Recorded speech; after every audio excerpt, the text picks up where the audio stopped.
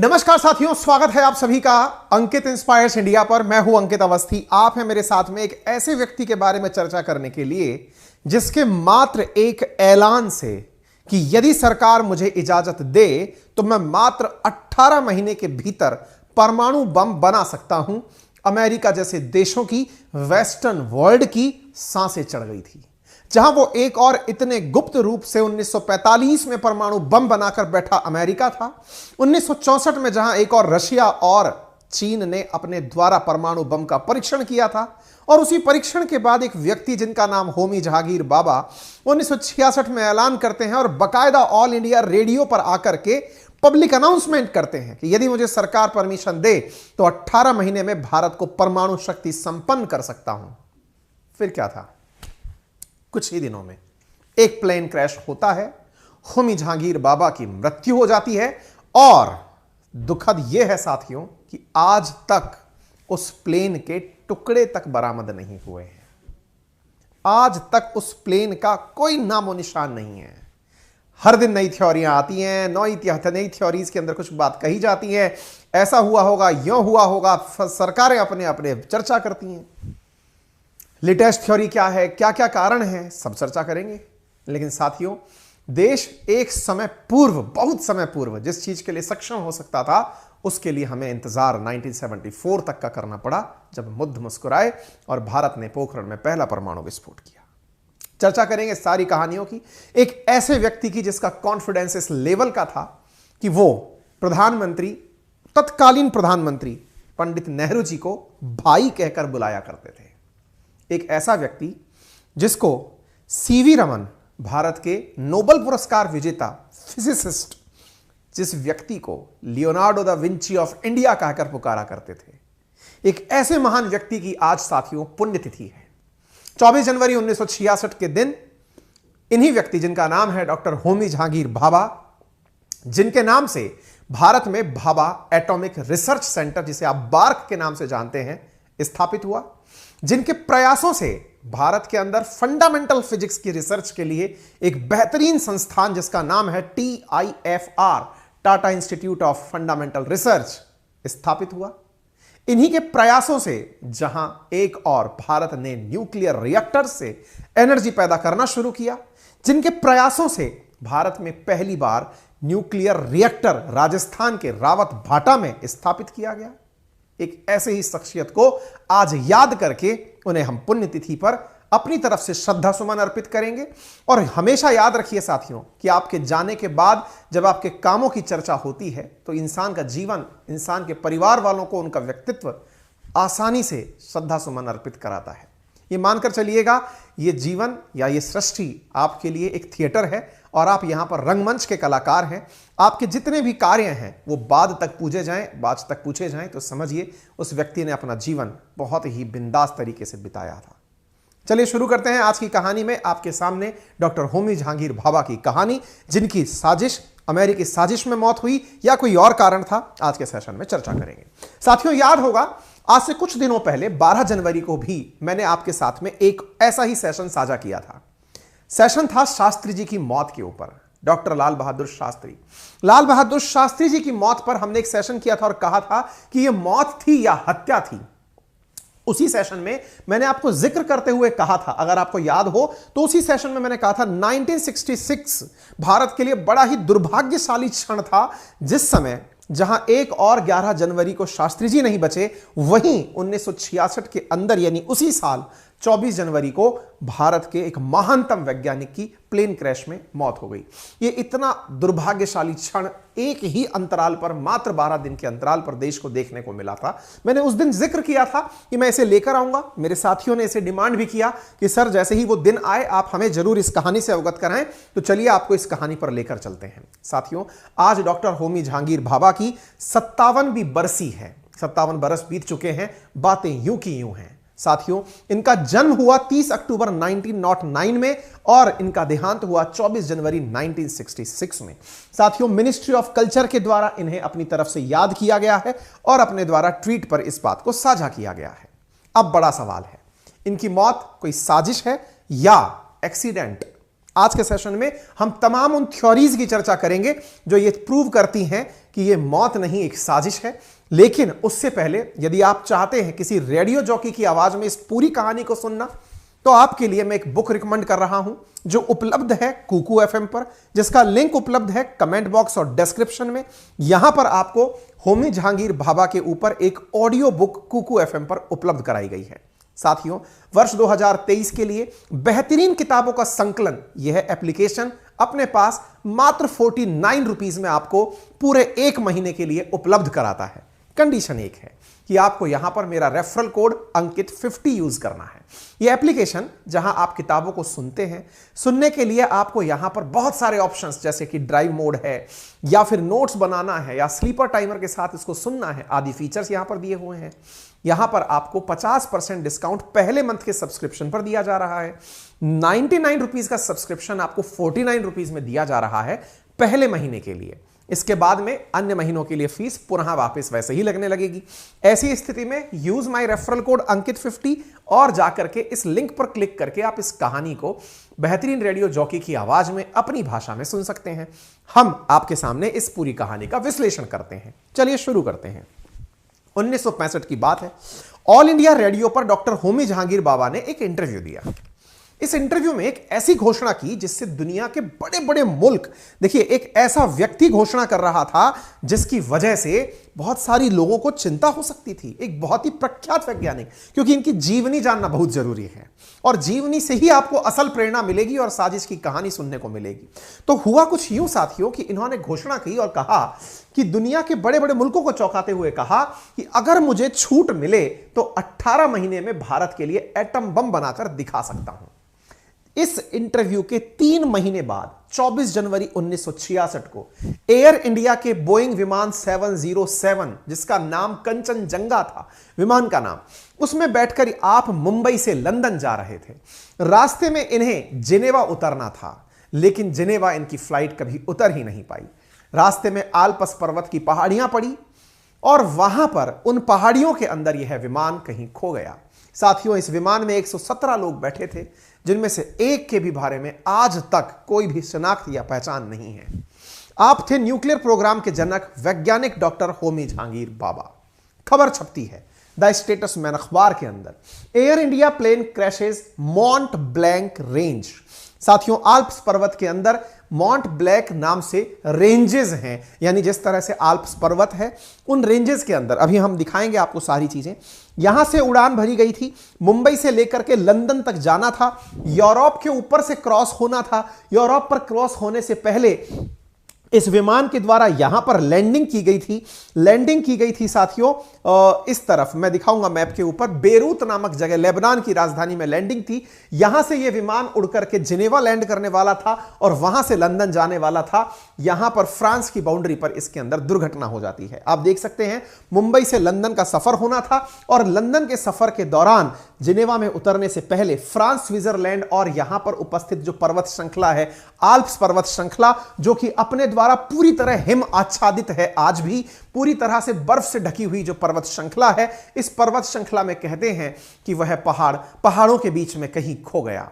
बहुत सारी थ्योरीज हैं, लेकिन फिलहाल के लिए मैं आपको लोकेशन इसलिए बता रहा हूं ताकि आप अपने दिमाग में इस पिक्चर को कैच कर पाएं कि यहां पर फ्रांस की चर्चा आगे आने वाले समय पर होने वाली है। क्यों होने वाली है?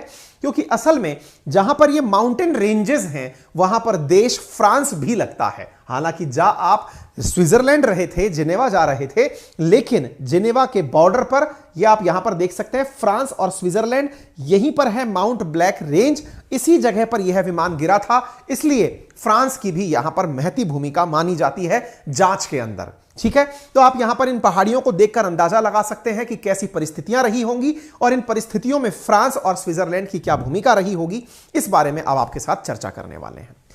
जिस जगह पर आज ही के दिन 117 लोग मारे गए थे, उसको लेकर के कई तरह के कयास हैं। उन कयासों तक हम आगे बढ़ेंगे, लेकिन उससे पहले इस महान व्यक्तित्व की जीवनी के कुछ शुरुआती पल आपसे साझा कर लेते हैं। साथियों, होमी जहांगीर बाबा का जन्म 30 अक्टूबर 1909 को मुंबई के एक पारसी परिवार में हुआ था। इनके पिता जहांगीर बाबा एक जाने माने वकील थे। होमी जहांगीर बाबा की प्रारंभिक शिक्षा मुंबई के कैथेड्रल स्कूल में हुई। इसके बाद आगे की शिक्षा जॉन कैनन नामक स्कूल में हुई। भाभा शुरू से ही फिजिक्स के अंदर, मैथमेटिक्स के अंदर काफी रुचि रखते थे। 12वीं की पढ़ाई एल्फिंस्टन कॉलेज मुंबई में करने के बाद उन्होंने रॉयल इंस्टीट्यूट ऑफ साइंस से बीएससी किया और 1927 में आपने इंग्लैंड जाकर के वहां पर कैम्ब्रिज विश्वविद्यालय से मैकेनिकल इंजीनियरिंग की परीक्षा पास की। साल 1934 में कैम्ब्रिज विश्वविद्यालय से उन्हें डॉक्टरेट की उपाधि प्राप्त हुई। उस समय ऑक्सफोर्ड और कैम्ब्रिज दुनिया भर के अंदर सबसे प्रतिष्ठित कॉलेजेस में हुआ करते थे। आपने कैम्ब्रिज विश्वविद्यालय से डॉक्टरेट की पढ़ाई करी। भाभा जर्मनी में कॉस्मिक किरणों के अध्ययन पर काम कर रहे थे। उस समय कई प्रयोग भी उन्होंने किए। 1933 में जब उनको डॉक्टरेट की उपाधि मिल रही थी तो भाभा ने अपना research paper observation of cosmic radiation पर ही प्रकाशित किया था। 1934 में उन्हें आइजैक न्यूटन स्टूडेंटशिप के लिए भी सम्मानित किया गया। 1939 में जब सेकेंड वर्ल्ड वॉर चल रहा था, होमी जहांगीर भाभा भारत आए हुए थे छुट्टियां बिताने के लिए, लेकिन यहां से वापस जा ना पाए। क्यों ना जा पाए? क्योंकि युद्ध चल रहा था तो आना जाना प्रतिबंधित था। मजबूरन उन्हें यहीं रुकना पड़ा। कहते हैं ना कि मजबूरी में भी कई बार जब आपकी बात यानी कि अपने चाहने से जब कुछ ना हो रहा हो तो समझिए कि यह ईश्वरीय आदेश है। ऐसी स्थिति में होमी जहांगीर भाभा के साथ भी शायद कुछ ऐसा हो रहा था। उन्होंने मजबूरन इंडिया में रुकने का निर्णय लिया, यानी जा तो वे वहीं वापस रहे थे लेकिन युद्ध ने उन्हें इंडिया रोक दिया। और फिर बाद में क्या हुआ? आप इंडिया में ही बेंगलुरु के अंदर उस समय IISc Indian institute of science के अंदर काम करने के लिए जुड़ गए। साल 1940 में इन्हें यहां पर रीडर पद पर नियुक्ति मिली और इसके बाद में IISc में इन्होंने अपनी उसी रिसर्च को आगे जारी रखना शुरू किया और अपने लिए एक विभाग की स्थापना करी। कॉस्मिक किरणों पर उनकी खोज के चलते उन्हें विशेष ख्याति मिली। 1941 में रॉयल सोसाइटी का इन्हें सदस्य चुना गया। उपलब्धियों को देखते हुए 1944 में मात्र 31 साल की उम्र में उन्हें प्रोफेसर बना दिया गया। रीडर से प्रोफेसर की नियुक्ति इन्हें IISc के अंदर मिल गई।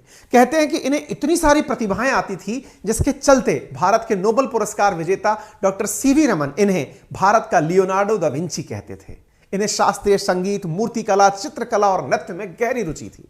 1944 के अंदर होमी जहांगीर भाभा ने भौतिकी पर शोध के लिए सर दोराबजी टाटा ट्रस्ट के सामने एक संस्थान बनाने का प्रस्ताव रखा।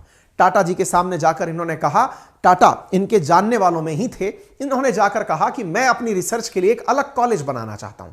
और ऐसी स्थिति में टाटा ने इन्हें फंड देकर के Tata institute of fundamental research की स्थापना के लिए आदेशित कर दिया कि ठीक है, पैसे ले जाओ और ले जाकर के एक नया इंस्टीट्यूट बना दो। यदि आप साइंस के विद्यार्थी हैं तो आप जानेंगे कि इंडिया के अंदर IISc के समकक्ष फिजिक्स पर यदि रिसर्च का कोई इंस्टीट्यूशन है तो उसका नाम TIFR है, टिफर है। इसकी अलग परीक्षा होती है। यहां पर आज भी उच्च कोटि के वैज्ञानिक बनते हैं।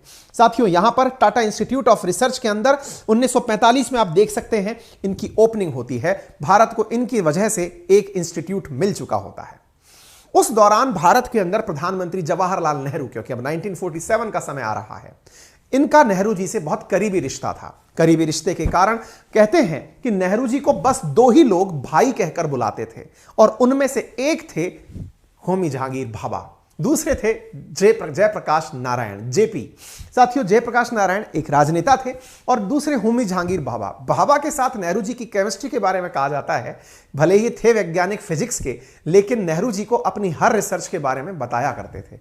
अपनी हर खोज से उन्हें संबोधित भाई कहते हुए लेटर्स पर सूचित किया करते थे। कहते हैं इंदिरा गांधी जी ने संसद में एक बार अपना एक भाषण दिया और उसमें जिक्र किया कि नेहरू जी को भाभा अक्सर देर रात में फोन करके और उनसे बात किया करते थे। नेहरू हमेशा भाभा से बात करने के लिए समय निकाला करते थे। भाभा ने ही नेहरू जी से कहा था कि आने वाला समय परमाणु एनर्जी का है। अगर समय रहते हमने इसके बारे में कार्य नहीं किया तो हम बहुत पीछे रह जाएंगे। हमें अपने परमाणु कार्यक्रम शुरू करने चाहिए। और साथियों, इन्हीं वैज्ञानिकों से आपने कई बार सुना होगा, प्रधानमंत्री का एक वैज्ञानिक सलाहकार भी होता है। हर प्रधानमंत्री का एक वैज्ञानिक सलाहकार होता है। इसी प्रकार से यहां पर नेहरू जी के साथ भाभा कनेक्टेड थे। होमी भाभा ने भारत के परमाणु कार्यक्रमों की एक रूपरेखा तैयार की। देश के आजादी के तुरंत बाद साल 1948 में उन्होंने परमाणु ऊर्जा आयोग, एटॉमिक एनर्जी जो हमारा डिपार्टमेंट है, एटॉमिक एनर्जी विभाग जो है, उसकी स्थापना की। इसी साल नेहरू ने उन्हें परमाणु कार्यक्रमों का निदेशक बना दिया। इसके बाद में 1955 में उन्होंने परमाणु कार्यक्रमों पर आधारित यूनाइटेड नेशंस की उस सभा की अध्यक्षता की, यानी यूनाइटेड नेशंस के अंदर एक मीटिंग हुई जिसकी इन्होंने प्रेसिडेंसी की, जिसमें 73 देशों के 1428 प्रतिनिधि मौजूद थे। कहते हैं प्रधानमंत्री नेहरू ने डॉक्टर भाभा पर पूरा यकीन किया और ऐसी स्थिति में विज्ञान की महत्ता को न केवल उन्होंने समझा बल्कि भाभा ने उन्हें जो सलाह दी उनको उन्होंने मानने का भी कार्य किया, जिसका एक उदाहरण 29 फरवरी 1948 को केंद्रीय रक्षा मंत्री बलदेव सिंह को लिखे एक पत्र में, जो कि नेहरू जी ने लिखा था, जिसमें नेहरू जी ने कहा था कि मेरी अभी डॉक्टर होमी भाभा से बातचीत हुई है, उन्होंने मुझसे परमाणु ऊर्जा अनुसंधान पर एक विस्तृत रिपोर्ट सौंपी है जिसमें मेरी बहुत रुचि है और मुझे यकीन है कि हमें गंभीरता से इस दिशा में कदम बढ़ाते हुए कार्य करना शुरू करना चाहिए। हालांकि इससे तुरंत कोई नतीजा नहीं निकलेगा, लेकिन भविष्य में इनका जो भी उपयोग होगा वो परमाणु ऊर्जा के उपयोग में बहुत ज्यादा आएगा। इसका मतलब क्या हुआ? इसका मतलब यह हुआ कि हमारा देश इनकी प्रेजेंस में परमाणु ऊर्जा यानी न्यूक्लियर रिएक्टर के बारे में कार्य करने के विचार कर रहा था। परमाणु हथियार कार्यक्रम के बारे में क्या जानकारी निकली अब मैं आपको वो बताऊं, लेकिन इससे पहले मैं एक जानकारी आपको देना चाहूंगा। साथियों, न्यूक्लियर रिएक्टर हो या न्यूक्लियर बॉम्ब, दोनों में ही यूरेनियम काम में लिया जाता है और वो भी एनरिच्ड यूरेनियम 92-235। जब उसको यूज किया जाता है तो उसी की नाभिकीय विखंडन अभिक्रियाएं जो हैं, न्यूक्लियर फिशन अभिक्रियाएं जो हैं, अगर वो नियंत्रित रूप में चलती हैं तो विद्युत उत्पादन करती हैं, अनियंत्रित हो जाती हैं तो बम बना लेती हैं।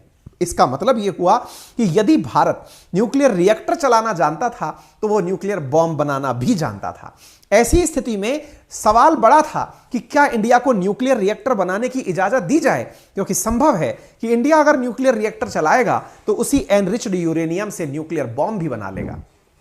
समय आता है, भारत को परमाणु शक्ति संपन्न बनना था, न्यूक्लियर रिएक्टर चलाने थे, और ऐसी स्थिति में होमी जहांगीर भाभा को यह बात समझ में आ गई थी। इसलिए उन्होंने प्रधानमंत्री पंडित नेहरू को यह आगे बात कहते हुए मना लिया कि हमें न्यूक्लियर वेपन्स की रिसर्च शुरू कर देनी चाहिए। रिसर्च इसलिए क्योंकि जब हम रिएक्टर बना सकते हैं तो बॉम्ब भी बना सकते हैं, और यह सबको पता था कि सेकेंड वर्ल्ड वॉर जब खत्म हुआ तो सेकेंड वर्ल्ड वॉर को खत्म करने का केवल एकमात्र कारण न्यूक्लियर बॉम्ब था, क्योंकि अमेरिका ने ओपनहीमर मिशन के तहत अपने बॉम्ब बना लिए थे। जब जापान पर वो गिरे तो जापान को मजबूरी में पीछे हटना पड़ा था, यानी दुनिया एकदम अवाक रह गई थी कि एक ऐसा बॉम्ब बना लिया गया जिसका तोड़ किसी के पास नहीं था। इस वजह से सारा युद्ध समाप्त हो गया था। इसलिए 1945 के बाद में लोग जितने भी थे उन्हें यह समझ में आ गया था कि इस दुनिया में अगर अपनी शान से जीना है तो न्यूक्लियर बॉम्ब बनाना है। इसी वजह से भारत के अंदर न्यूक्लियर वेपन्स पर रिसर्च शुरू हुआ और भाभा ने परमाणु ऊर्जा स्थापित ट्रॉम्बे, जिसे आप AEET के नाम से जानते हैं, वो स्थापित किया, जो कि बाद में भाभा के नाम से भाभा एटॉमिक रिसर्च सेंटर यानी कि बार्क के नाम से जाना जाता है। आज देश में इस जगह की बहुत महत्व है। साथियों, 1961 का समय आया, समय बीतता जा रहा है, पैरेलल सारी चीजें चल रही हैं, भारत चीन के बीच में युद्ध होता है। 1962 के अंदर भारत की हार के बाद में यह बात अच्छे से समझ में आ जाती है कि अगर भारत को अपनी अस्तित्व की रक्षा करनी है, भारत को अपनी स्पष्ट पहचान की रक्षा करनी है, तो निश्चित ही हमें न्यूक्लियर वेपन्स बनाने होंगे। इस स्थिति में जब पंडित नेहरू इस हार के बाद सदमे से चले गए तो कहते हैं कि शास्त्री जी भी बहुत ज्यादा हद तक भाभा की इस बात से कन्विंस थे कि हमारे पास न्यूक्लियर बॉम्ब होना चाहिए। इस हार के सबक ने भारत को न्यूक्लियर बॉम्ब बनाने के लिए और तीव्र गति से प्रेरित कर दिया और इस काम को भाभा खुद लीड कर रहे थे। और ऐसी स्थिति में 1963 में भारत ने अपना पहला न्यूक्लियर पावर प्लांट अंतरराष्ट्रीय समझौते पर हस्ताक्षर करते हुए बनाया और उस पर यह ध्यान रखा कि भारत किसी भी प्रकार का न्यूक्लियर रिएक्टर का उपयोग युद्ध अथवा सेना के कार्य के लिए नहीं करेंगे। आप ये दृश्य फिल्मों की तरह देख सकते हैं। साथियों, साथ साथ यहां एक बात और इन व्यक्तित्व के बारे में बताना जरूरी है, क्योंकि समटाइम्स जब हम वैज्ञानिकों पर चर्चा नहीं करते तो उनके बारे में ऐतिहासिक जानकारी भी रखना भूल जाते हैं। आज जिस इसरो की हम बात करते हैं, यह इसरो असल मायने में जब स्थापित हुआ था तो उस समय पर इसकी स्थापना इन कॉस्पर के नाम से हुई थी, Indian national committee for space research के नाम से हुई थी। और उस समय डॉक्टर साराभाई और भाभा ने मिलकर ही इसकी स्थापना की थी। यानी इसरो की स्थापना के अंदर भी आपका बहुत बड़ा योगदान था। तभी तो इनके ऊपर एक डॉक्यूमेंट्री भी बनी हुई है, एक फिल्म भी बनी हुई है, एक वेब सीरीज बनी हुई है इनके ऊपर, सोनी लिव के ऊपर, रॉकेट बॉयज के नाम से। मैं रिकमेंड ये नहीं कर रहा हूं कि आप इसे भी सुने, लेकिन बता रहा हूं कि इनके ऊपर वेब सीरीज भी बनी हुई है। साथियों, होमी भाभा जल्द ही भारत को अमेरिका, सोवियत यूनियन या चीन की तरह उस लीग में खड़ा करना चाहते थे जहां पर भारत न्यूक्लियर बम अपने साथ रख सके। साथियों, 24 जनवरी की लेकिन एक मनहूस तारीख आती है जो कि भाभा को हमेशा के लिए भारत और दुनिया से दूर ले जाती है। खबर छपती है कि Bhabha among 117 dead in air disaster, AI Boeing crashes in mount black area. दुखद समाचार। 24 जनवरी 1966 को दुर्घटना वाले दिन क्या हुआ, यह खबर आज तक लोगों को पचती नहीं है। लोगों को लगता है कि यार ऐसा हुआ क्या था। सिलसिलेवार तरीके से लोग हर घटना को जोड़कर देखना चाहते हैं कि भाभा चले कैसे गए। तो इसके पीछे की कहानी कुछ यूं है। कहते हैं कि डॉक्टर भाभा उस दिन जिनेवा जाना चाहते थे। जिनेवा जाने के लिए उन्होंने एयर इंडिया की फ्लाइट 101 ली। आगे उनको लंदन जाना था, वियना भी जाना था। वियना, लंदन, इन सब जगह इनकी एक यात्रा थी। ऐसी स्थिति में एक विमान में ये सवार हुए। उस विमान का नाम कंचनजंगा था। 106 यात्री और 11 क्रू मेंबर इसके अंदर बैठे हुए थे। मुंबई से विमान ने उड़ान भरी, दिल्ली में रुका। इसके बाद वो यहां से बैरूत पहुंचा, लेबनान पहुंचा। वहां उसे एक बार और रुकना था और बैरूत से आगे इसको जिनेवा के लिए उड़ान भरनी थी। आने वाले दिन ही ये सारी घटनाएं कहां हुई, तो मैं अब आपको मैप पर इन्हें दिखाना चाहूंगा। यह रहा लेबनान, मेडिटेरेनियन सी से बिल्कुल ईस्ट में जुड़ा हुआ लेबनान के अंदर एक शहर जिसका नाम है बैरूत, और यहां से यह विमान उड़ता है माउंट ब्लैक, जो कि जिनेवा के बिल्कुल नजदीक है। वहां जाकर के यह विमान गिर जाता है। रेस्क्यू टीम पहुंची तो कहते हैं कि वहां ग्लेशियर पर इतनी बर्फ थी कि यहां पर क्रैश के नामो निशान मिट चुके थे। यहां पर कुछ भी नहीं मिला, ना ब्लैक बॉक्स यहां पर मिला, कुछ भी यहां से जानकारी बाहर नहीं मिली। फ्रांस की सरकार ने, फ्रांस के अधिकारियों ने इस रिसर्च को इसलिए रुकवा दिया, इस खोज को इसलिए रुकवा दिया कि यहां पर इतनी गहरी बर्फ है कि हो सकता है कि वह जहाज कहीं इन बर्फ की गहराइयों के ग्लेशियर में अंदर दब गया होगा। सितंबर 1966 के अंदर, जनवरी की घटना थी। फिर बात आती है सितंबर 1966 की। जांच फिर से शुरू होती है लेकिन कुछ भी नहीं मिलता। फ्रांस सरकार एक रिपोर्ट बनाती है और कहती है कि बेरूत से उड़ते वक्त ही विमान के अंदर कोई उपकरण में खराबी थी। इस दौरान जिनेवा के कंट्रोल रूम को बताया गया कि लैंडिंग के वक्त जिस उपकरण की मदद से, जिसको हम कहते हैं very high frequency Omni range VOR, वो जमीन से दूरी नापता है कि वो कितनी ऊंचाई पर उड़ रहा है, उसमें कोई खराबी आ गई थी। इनका कहना है कि विमान में बैठा हुआ जो पायलट था वो इस बात का अंदाजा नहीं लगा पा रहा था कि वो आसमान से कितनी ऊंचाई पर है। जब वो पर्वत को क्रॉस कर रहा था तो उसको पर्वत क्रॉस करने की एग्जैक्ट हाइट का पता नहीं चल रहा था। उसका वो डिवाइस जिससे अंदाजा लगता, पायलट ने क्योंकि कंट्रोल रूम को अपनी हाइट 19,000 फीट बताई थी, यानी पर्वत की हाइट से, माउंट ब्लैक की हाइट से 3,000 फीट बताई थी। स्वाभाविक सी बात है, जब पर्वत से 3,000 फीट की ऊंचाई पर आप चल रहे हो तो एकदम सेफ हो। इसका मतलब अगर आप पर्वत में जाकर कहीं घुसे हो, इसका मतलब आपका वो उपकरण खराब था। ऐसा फ्रांस सरकार ने अपनी जांच के अंदर रिपोर्ट बनाकर भारत को बताया और यह रिपोर्ट फ्रांस सरकार के द्वारा भारत सरकार को सौंपी गई। हालांकि इस रिपोर्ट पर किसी को भरोसा तो नहीं हुआ, लेकिन फ्रांसीसी तर्क पर भारत को विश्वास करना पड़ा। आप यह वो रिपोर्ट देख सकते हैं जिसके अंदर डॉक्यूमेंट एडमिनिस्ट्रेटिव, यहां पर हमको जो सौंपा गया फ्रांस सरकार की तरफ से जो रिपोर्ट, वो भारत को पकड़ा दी गई कि आपका विमान में ही कुछ गड़बड़ हो गया था, इसलिए वो वहां जाकर टकरा गया। कोई बात नहीं साहब, इस बात के साथ ही हम जीने लगे कि कोई नहीं जी साहब, हो सकता है नियति में ही परमाणु मतलब प्लेन क्रैश की बात रही होगी। उधर की तरफ हमारे लाल बहादुर शास्त्री जी का देहांत हो चुका है, इधर भाभा का देहांत हो चुका है। ऐसी स्थिति में हम केवल संयोग को भी अपनी किस्मत मान रहे थे। हो सकता है साहब ऐसा ही हो रहा हो। इस थ्योरी के बाद में फिर जो दूसरी थ्योरी निकल कर आती है, उसमें फ्रांस के एक सरकारी न्यूज एजेंसी की बहुत बड़ी जिम्मेदारी है जिसका नाम है ORTF।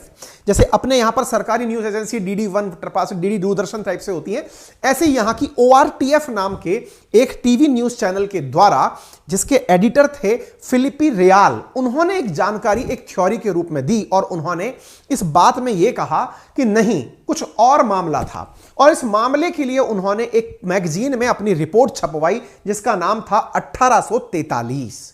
रिपोर्ट में कहा गया कि यहां पर दो हमें ऐसे सबूत मिले हैं जो कि एक प्लेन के टुकड़े के साथ हैं जिस पर जून 1960 लिखा हुआ है, जबकि जो एयर इंडिया का फ्लाइट दुर्घटनाग्रस्त हुआ था उस पर 1961 लिखा हुआ है। ध्यान से सुनिएगा, दोबारा से समझ लीजिएगा, क्योंकि आपके अंदर भी एक खोजी दिमाग चलना चाहिए। यहां पर एक जांच इन्वेस्टिगेशन टीम पत्रकारों की जाती है आल्प्स पर्वत पर और उन्हें एक टुकड़ा मिलता है जहाज का जो कि कुछ इस प्रकार से दिखाई देता है, जो इन्होंने अपनी एक रिपोर्ट जिसका नाम था डेथ इन आल्प्स 1843 मैगजीन उसमें रखवाया, छपवाया। इसमें बताया कि जो जहाज का टुकड़ा हमें वहां मिला उसमें डेट 1960 लिखी थी, लेकिन जो एयर इंडिया का विमान वहां गिरा था वो 1961 में बना था, 1966 में गिरा था। तो 1960 में अगर कोई जहाज यहां गिरा है इसका मतलब वहां पर कोई और जहाज भी था।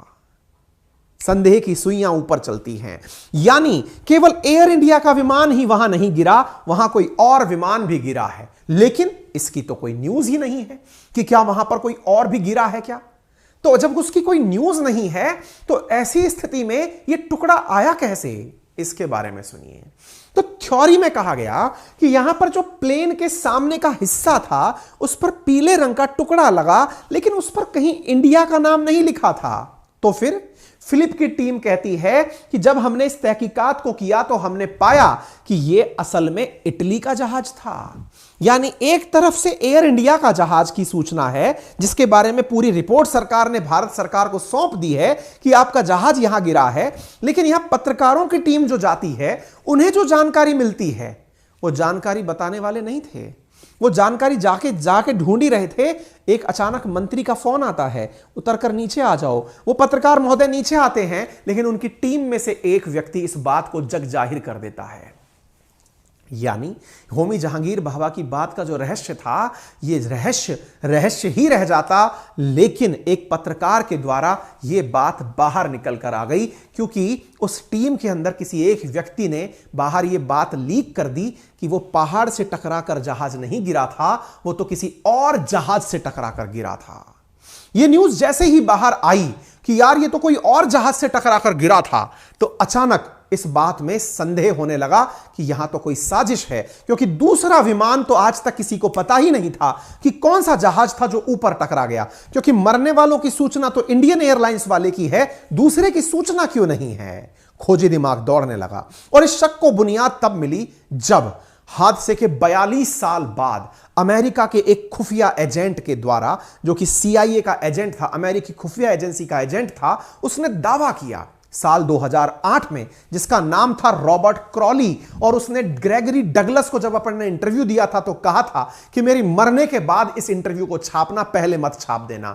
इस एजेंट ने अपने द्वारा दिए गए इंटरव्यू को छपवाया था कन्वर्सेशन विद द क्रो के नाम से, और क्रो का मतलब यहां क्रॉली था। जो कन्वर्सेशन पत्रकार ने किया था क्रॉली के साथ, जब मरने के बाद छपा तो उसमें क्रॉली का यह एक्सेप्टेंस था CIA के तरफ से कि जहां एक और लाल बहादुर शास्त्री की मौत के लिए CIA जिम्मेदार है, वैसे ही भाभा की उस घोषणा के बाद जिसमें उन्होंने यह कहा था कि हम 18 महीने के भीतर परमाणु बम बना सकते हैं, उस घोषणा के बाद अमेरिका की रात दिन की नींद उड़ गई थी और उसके बाद यह हादसा हुआ था।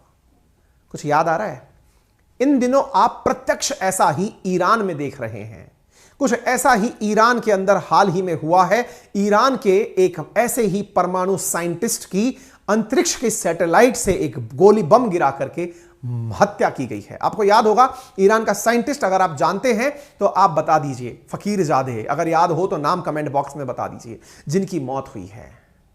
रिलेट कर पा रहे होंगे तो आप समझ सकते हैं कि दुनिया किसी दूसरे देश को परमाणु शक्ति संपन्न होता हुआ देखकर कितना दुखी होती होगी।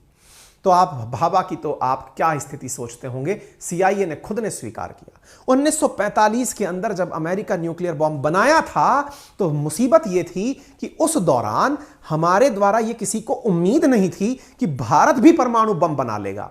वो लोग चाहते थे कि या तो अमेरिका अपने पास रखे, सोवियत रूस और चीन के पास यह पहुंच चुका है, इसके अलावा अब किसी के पास ना हो। ऐसी स्थिति में सीआईए के द्वारा यह कृत्य करवाया गया था।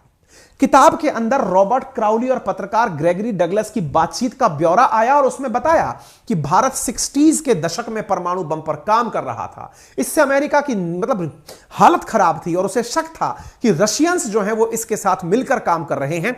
ऐसी स्थिति में हम यकीन मानो ये बहुत खतरनाक था और हम लोग इस बात को भली भांति समझ चुके थे। यही कारण था कि उनकी प्लेन क्रैश में मृत्यु हो गई। एक एजेंट के द्वारा, खुफिया एजेंट के द्वारा पत्रकार को दिया गया यह इंटरव्यू था। फिर साहब थोड़े दिनों बाद और समय बीतता है, वर्ष 2017 आता है। कहते हैं कि इस समय प्रकृति ने शायद भाभा को फिर से पहचान दिलाई। 2017 में ग्लोबल वार्मिंग एक ब्लेसिंग इन डिस्गाइज बनकर आई। जिन पहाड़ों पर कभी बर्फ जमी रहा करती थी, ग्लोबल वार्मिंग के चलते वो बर्फ पिघलने लगी और बहुत तेजी से पिघलने लगी। बर्फ पिघलती गई तो पिघलने के साथ साथ उस बर्फ के अंदर फंसे हुए जहाज के टुकड़े भी पिघल पिघल कर नीचे आने लगे। और ऐसी ही नीचे आती हुई घटना में वर्ष 2017 के अंदर एक बिजनेसमैन थे जिनका नाम था डैनियल रॉश, जो कि एक फ्रांस के पुराने बिजनेसमैन थे और उनका रुचि जो थी वो जहाजों की ऐसी एक्सीडेंटल जब दुर्घटना हुआ करती थी उनकी खोज में उनकी बड़ी रुचि थी। और इसी रुचि के चलते उन्हें 2017 के अंदर आल्प्स की पहाड़ियों के अंदर एक विमान के अवशेष मिले जिसमें सीट बेल्ट, कॉकपिट का हिस्सा, एक प्लेयर पिस्टल, कागजातों से भरा हुआ एक बैग और कैमरा वगैरह सब मिला। साल 2018 में उसे फ्लाइट 101 का इंजन भी मिला।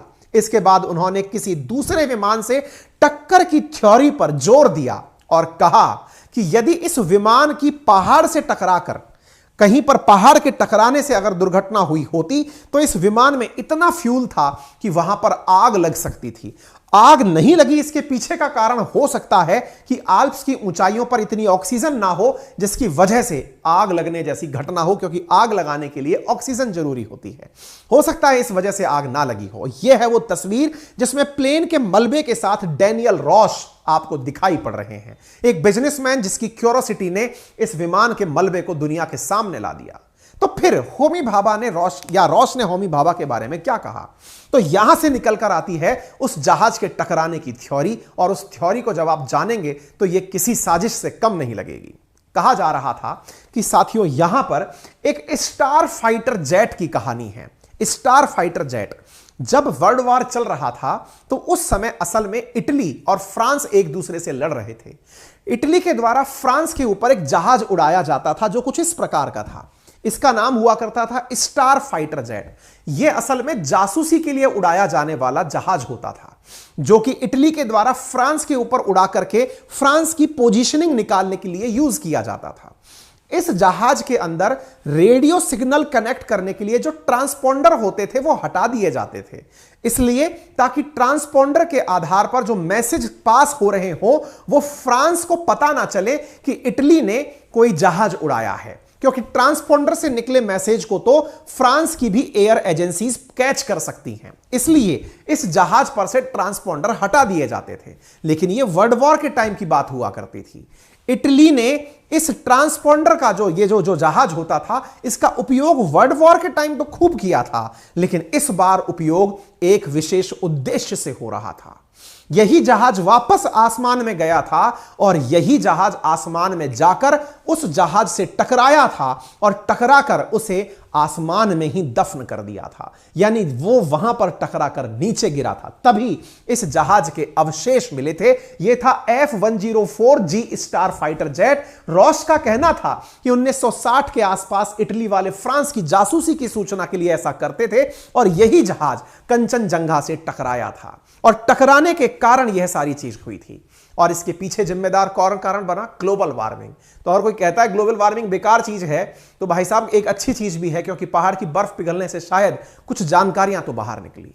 उम्मीद है आप सभी साथियों को यह जानकारी एक बहुत सारे आश्चर्य के साथ छोड़कर जा रही होंगी। निश्चित ही आज के भारतवासी भाभा के योगदान को याद रखते हैं और उनके प्रति अपनी सच्ची श्रद्धांजलि अर्पित करते हैं। आप सभी ने इतने पेशेंस के साथ मुझे सुना। अब एक छोटी सी अपील मुझे पहले कर लेने दीजिए। अपील यह है, यदि आप मेरे इस चैनल पर पहली बार पधारे हैं और पेशेंस के साथ आपने मुझे इतनी देर सुन लिया है, तो वीडियो के राइट हैंड कॉर्नर नीचे में एक सब्सक्राइब का लाल रंग का बटन दिया हुआ है, उसे आपको क्लिक करना है, जिसका कोई पैसा नहीं लगता है। बस उसके क्लिक करने से हमें लाभ यह होता है कि हमें एक गजब लेवल का मोटिवेशन मिलता है। आपको लाभ यह होता है कि जब भी हमारा कोई सेशन आएगा तो आप तक पहले ही सूचना पहुंच जाएगी कि हमारा कौन सा सेशन और कब आ रहा है। वीडियो को आपने पसंद अगर कर लिया है, इतनी देर तक सुन लिया है, तो फटाक से अपना सहयोग इतना और बना दीजिए कि इस वीडियो को अपने साथियों से साझा कर दें। वीडियो को पसंद कर लिया है तो ये थम्स अप का बटन, इनमें किसी में कोई भी रकम नहीं लगती, और आप चूंकि ऑलरेडी कर चुके हैं तो आपका बहुत बहुत दिल से धन्यवाद। बाकी अगर आप इस कहानी को कुकू एफएम पर भी सुनना चाहते हैं तो यूज माई रेफरल कोड अंकित50, जिससे आप मात्र 49 रुपए में 10,000 किताबें, लिंक कमेंट बॉक्स और डिस्क्रिप्शन में दिया गया है, वहां जाकर आसानी से सुन सकते हैं।